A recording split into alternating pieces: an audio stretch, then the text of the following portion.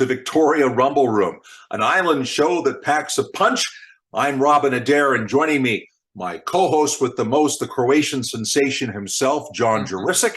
And John, we've got lots of issues provincially, but we're going to kick things off with some things that are happening on the civic scene. That's so right, Robin. Hi to you today. First in Saanich, okay? My home municipality, my neck of the woods. I happen to be king of North Tulip, so this really hits home for me. I understand that we're now going to have Mount Doug Park officially renamed. Mount Doug Park is sort of the central park. Folks would go up there, you know, to see the entire region. They would climb, you know, a big challenge for fitness experts is to climb the mountain and to bike up that road. They're going to call it something called, I don't know how to pronounce it, PKLOS Park. Is it Peklos? Peklos? Peklas? Okay. So, you know, and what are the nicknames? Pickles? Maybe. This all in the name of reconciliation. Right? It's all in the name of reconciliation, Robin.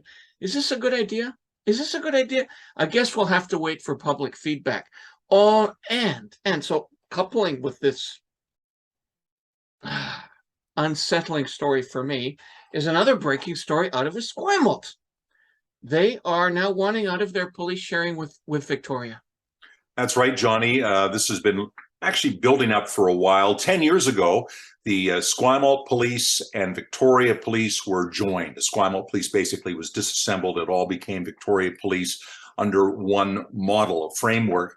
And the framework is up.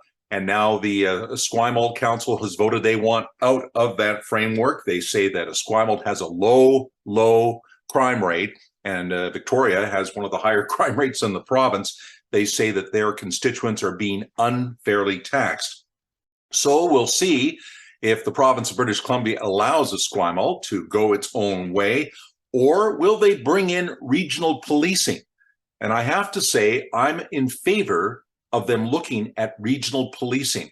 Why not have a police force that serves Esquimalt, Victoria, Oak Bay, Saanich, and Central Saanich? It seems to me most of the problems in the downtown are people that come from all over the region who go downtown. It's not like all the people downtown that are causing crime rates to go up necessarily even live in Victoria. It should be a shared expense. It's time for regional policing, but we'll have to see what happens. This isn't going to be something that's going to be decided overnight. And just to quickly talk about Mount Doug, why not go to what they do in Ireland and in Scotland, where you have Mount Doug Park, and underneath it you could have Peklos, or however you pronounce that name. So you share the First Nations name with the name that we all know and love. But I guess we'll have to wait and see how that all peels away as well. And it's now time to shift a little bit over, still on a provincial story, John. This to do with David Eby. Robin, last week we interviewed political consultant Brad Zubik, fascinating interview about David Eby, and he had some rather pointed things to say about the former Attorney General and Housing Minister. That's right. Brad was not enthusiastic about Mr. Eby, and of course he looks to be the next premier of the province. He's got widespread support in his caucus. I think it's going to be pretty well an anointing when it comes up, and I've suggested he has very big shoes to fill in the wake of John Horgan's departure this fall. We got lots of viewer mail on this, John, including a note from former Member of Parliament Lynn Hunter, who writes, "The bias shown in this piece from Robin Adair and Brad Zubik is not surprising, but still disappointing." Well, you know, I understand why Ms. Hunter would have been displeased. She is a New Democrat, and I'm sure she wants her guy to do well. And I'm not saying he's not going to do well. I'm just saying he's got big shoes to wear. And, David Eby, I have this to say about him. He's got time. There's time. He's going to be the next leader. He'll have a couple of years to work himself into a situation where people will believe he can be the long-term premier of the province. But what are his answers to things like, the addictions, all the drugs downtown, the social housing problems the province continues to face, environmental issues like old growth forests and all these blockades, and of course the pipelines. What I will credit him with, right out of the blocks, he's saying if and when he becomes premier, his number one priority will be the BC doctor shortage. And that's good news. And it certainly would have been good news for the folks that turned out from BC Healthcare Matters who rallied in front of the BC building, the BC Health building, just a couple of days ago. Anybody want a slogan? We need doctors now. Yeah. Docs, hashtag docs, not dicks. I made that one up. You're so clever. Does BC have the money to address this crisis? Yes. Do we need better choices to be made with the money in our system? Yes. Do you sense that the momentum is starting to change? I really hope so. I really hope the BC NDP party is going to realize that this is a crisis and that solutions are not a year down the road, they're not 6 months down the road. We need this fix now. And the group efforts of BC Healthcare Matters is really moving the needle. And the doctors' organizations are saying that they're beginning to get a little bit more sense of collaboration from the government, but it can't stop there. It has to be more than words. It has to be concrete solutions before we lose any more family doctors. When do we want action? Now. What do we want? Doctors. What do we I see that there was a doctor's office that was closing in Yaletown. And I know that there's a situation in the rest of the province that's being seen as critical, while in Vancouver proper, up until now, I don't know that people have been feeling it as much. Do you think that's going to start happening more often? 100%. I think they've been buffered just because of numbers, but this is a province-wide issue. It doesn't matter if you're in Victoria, Vancouver, small town northern British Columbia, everyone deserves a family doctor, and the reality is 1 million British Columbians do not have access to that. And I guess the last thing I wanted to ask you, very effective to have these testimonies. You have these pictures, people putting up a sheet saying why it's important that they have a family doctor or what they're dealing with without a family doctor. A picture tells a story, doesn't it? It does. You know what? Sometimes you really do need to have to put a face to the message. So I want to ask everyone, please join our selfie campaign. Hashtag us at MyHealthCareMatters or email us a photo of yourself holding up a sign expressing why does a family doctor matter to you? Because you matter and we want to hear about it. Just once again, just stating the importance of healthcare to British Columbians, and that is what the public are crying out for. They want access to family doctors, and they want that access now. And the only way that we are going to recruit and retain the family doctors that we have is to compensate them equitably, so that everybody gets the care they need and deserve. So I'm really hoping that the Minister Dix and the Ministry of Health is really sitting up and taking notice, because this needs to be fixed now. BC Healthcare Matters, Camille Curry, they're doing a fantastic job pushing, cajoling, advocating the government to change its way of compensating doctors and preserving our universal health system in a new way. Big hats off to them. I cannot commend them enough. Keep working. You're making a difference, Camille. Robin, we also had UVic's Michael Prince on last week talking about the way slogans are being used effectively, especially by Conservative leadership candidate Pierre Poilievre. This got some viewer response. Bill had this to say: well, one could call them slogans, but in Poilievre's case, they're really Trump-level ridiculous lies. A 12-year-old, oh my gosh, with a smartphone could debunk in seconds. And you know, we've had some comments in contrast to that have been pro-conservative. And in one of them here, Joe writes, one has to ask themselves, are they asleep or don't they care how the country has been splintered by Trudeau and Singh? So lots of comments. Keep them coming, folks. We really love them. And Johnny, perhaps we could talk for a few minutes now about civic politics. And we have races, of course, underway on the civic scene up and down Vancouver Island, across British Columbia, and lots of action going on and lots of ideas that we have about what we might do with some of these candidates if we have an opportunity to work with them on the Rumble Room, because you have been approached by people who'd like to come on and talk about this. Perhaps we could offer up what our solution could be to this conundrum, because we can't have hundreds of people coming on and doing big shows with us, but perhaps we can have a way where the Rumble Room can be a conduit for people who are running for office. You and I, through our chamber legacy and involvement, have been approached with this conundrum many times before. How do we represent the folks that are putting themselves forward to the community? Problem is, a lot of folks aren't serious candidates. So to what degree do we handle this? I think you came up with a fantastic way to do that. And if you're a candidate, so here's the solution we're presenting. If you're a candidate, please contact me at my email address, which is now showing on the screen, john@harbordigitalmedia.com, and let me know who you are in the office that you're running for. We'll then arrange for you to digitally come into our Rumble Room and have 1 minute to introduce yourself and present your policies. Obviously, therefore, no big speeches. And you will have enough time to let people know where you stand and who you are. In many instances, that becomes the difference. We'll start populating the show with these campaign shorts next month and continue right up to election time next time in October.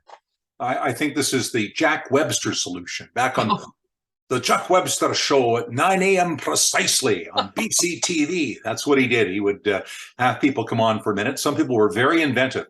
It's amazing what you can project about yourself and your campaign if you're forced to do it in very short order. So I think this could be quite entertaining. Looking forward and we'll press the red button, you and I. We'll press the red button. We want to see how innovative people can be, and we'll see how this goes. And we are going to stick now with a civic focus. And we have a very good, long-standing relationship with Saanich Mayor Fred Haynes. He's been a strong supporter of this show for the last year and a half since we started doing it. And so we did offer him an opportunity a while ago, which he's taken us up on, to come on the show and talk about safety and development in Saanich. And we're not doing campaign promises. We're not talking about who he's running against in the election. It's covering those topics. Let's see how we do and zoom Fred Haynes in. Well, here we are in the depths of summer.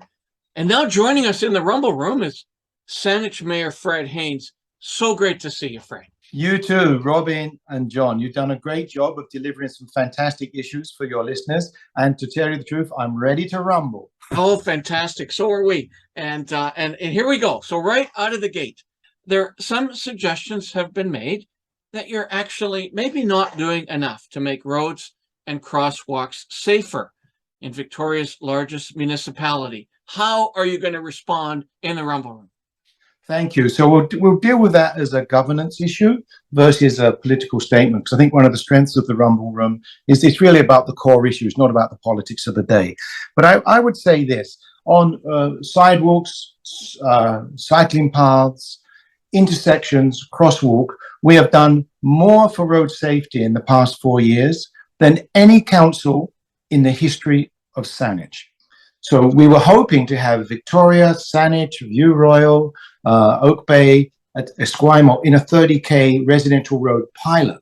That then got denied by the province for various reasons. We won't go into them now. So now what we've come up with is a made in Saanich approach, which is going to do the neighborhoods by ourselves. But the first thing will be to do the corridors. And this will be informed by data-driven analysis. And we've identified the 9. They're published on our website. As you mentioned, public safety is high on the agenda for it's your the top agenda. Your position. It's got to be the top thing on people's minds, especially after that shooting on Shelburne at the Bank of Montreal, where 2 gunmen from Duncan were shot and killed, and 6 police officers were wounded, 3 of them seriously.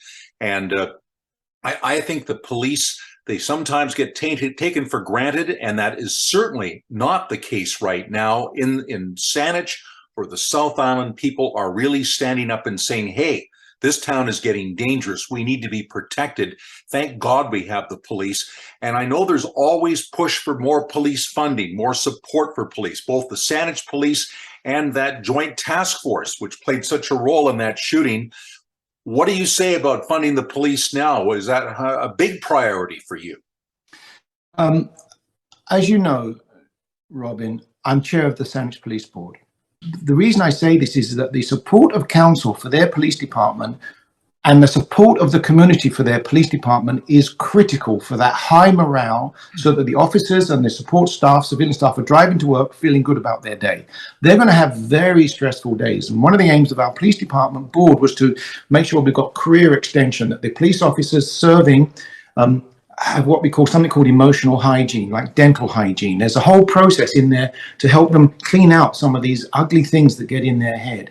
And with the shooting of the Bank of Montreal, there were tears in our eyes. As you know, 6 officers gunned down with high assault rifles, one of them still in hospital, life-altering injuries, and the outpouring of support from the Saanich residents was remarkable. Lives were saved. And that tactical team that went in was one of several regional teams that we have.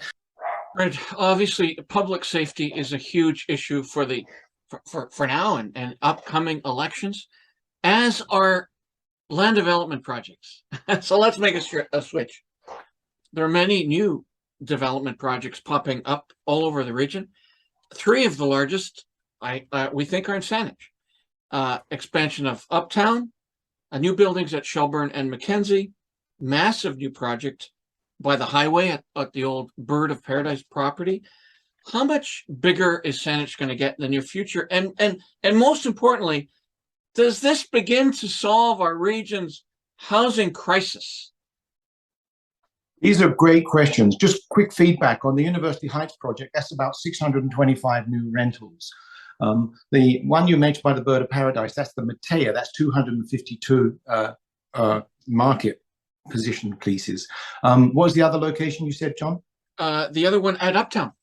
Uptown, yes. Yeah. Uptown has been a long time coming.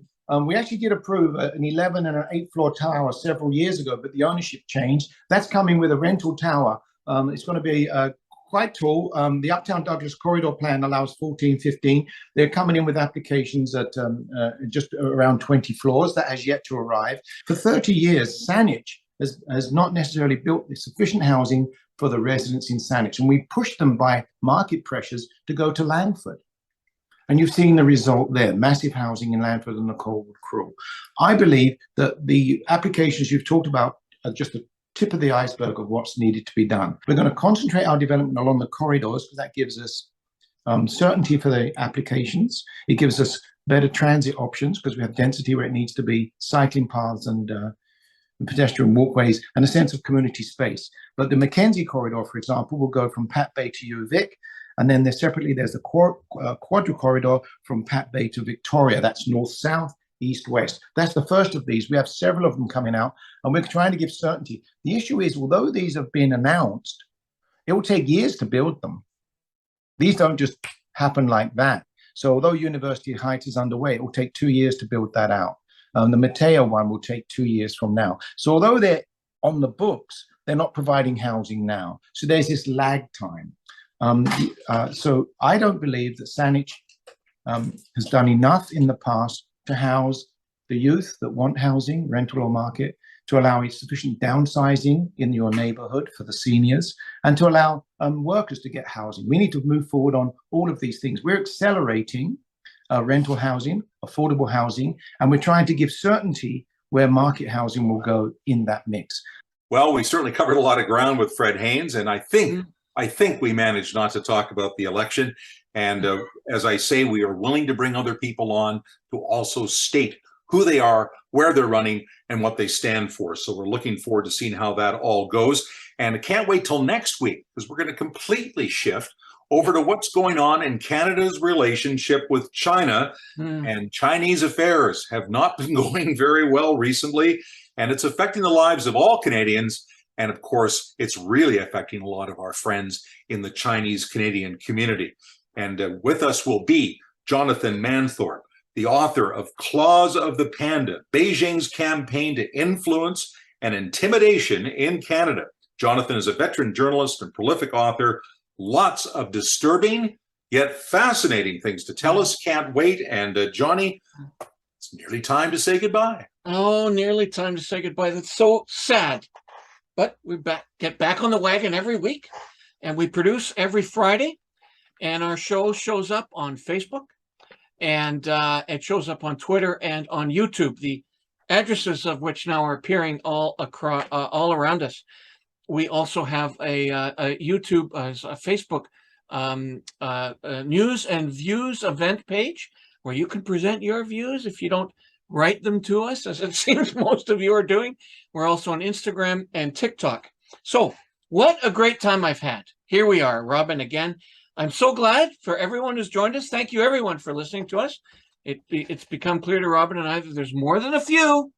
There's more than a few. I am John Jurisic, the first and only. I've now graduated to the king of Tulip Street, who will now tiptoe off into the sunset. And I'm just a serf. I'm a lowly serf, Robin Adair, and encouraging you always in a Monty Pythonish way to look on the bright side of life and rumble on. That was great.